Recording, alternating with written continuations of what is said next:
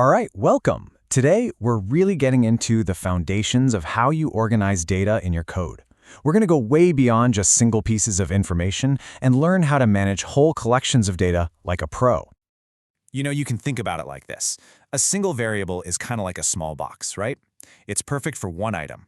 Great for storing one name, one number. But what happens when you need to handle a whole grocery list or a list of everyone in your class? You can't just have 100 different boxes. You need bigger, smarter containers. So let's dive in and see what those are.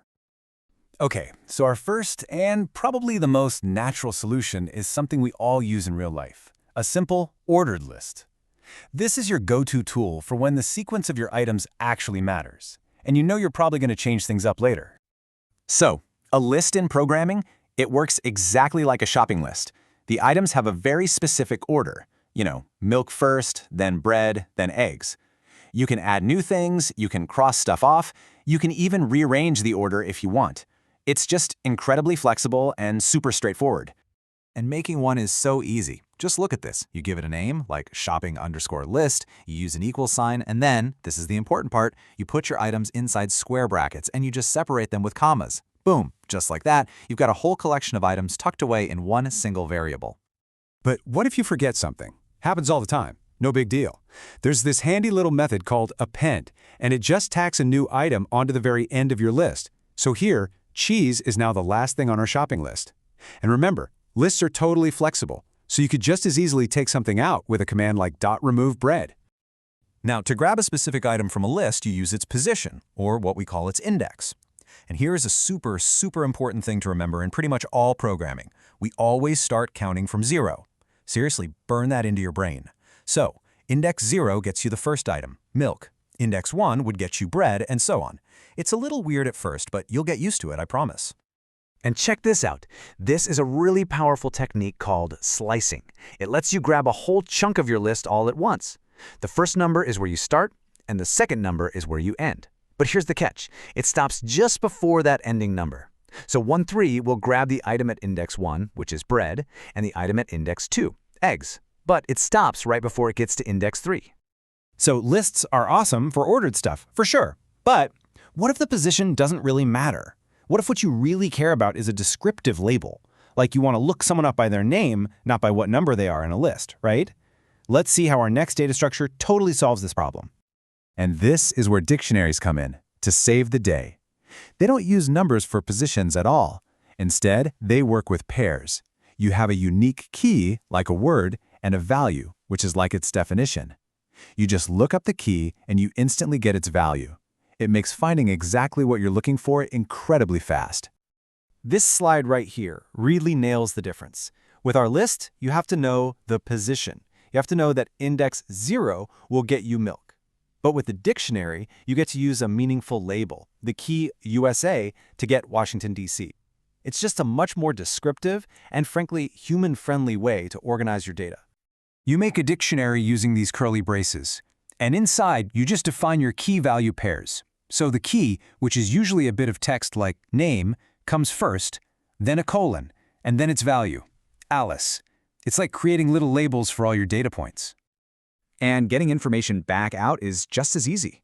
You use the key inside those square brackets, just like with a list index. But instead of a number, you use that awesome descriptive label, like job, to instantly pull out the value engineer. Adding or even updating information is just so simple. You just refer to a key, it can be a new one or one that's already there, and you assign it a value.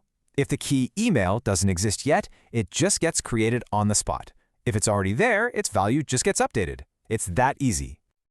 Okay, so we've got our two heavy hitters, lists for ordered things, and dictionaries for labeled things. Honestly, these two will handle most of what you need. But sometimes you need a more specialized tool for a very specific job. So let's look at two of those right now. First up, we have the tuple. Now, it looks and feels a whole lot like a list, but it's got one giant critical difference. It is immutable. That's a fancy word for unchangeable. Think of it like data that's been carved in stone. Once you make a tuple, you can't add to it, you can't remove from it, you can't change it. Period. Why would you want this? Well, think about something like GPS coordinates. A tuple guarantees those coordinates can't be accidentally changed somewhere else in your code. And next we have the set. A set is basically like a bag of unique items. The order doesn't matter one bit, and it has this one magical power. It automatically gets rid of any duplicates. If you try to add something that's already in there, it just ignores you. This is fantastic for things like, say, getting all the unique tags from a blog post. If you had a list like Python data Python, a set would automatically just store it as Python data. Pretty cool, right? This table here is a brilliant little cheat sheet. You can see at a glance what makes each one special. Lists and tuples, both ordered, but only the list is changeable. Sets, they're unordered, but their whole thing is storing unique items. The real takeaway here isn't to memorize this, but to understand how to choose the right tool for your specific job. Need order and flexibility? List. Need something permanent and safe? Tuple. Need to guarantee no duplicates? A set is your absolute best friend.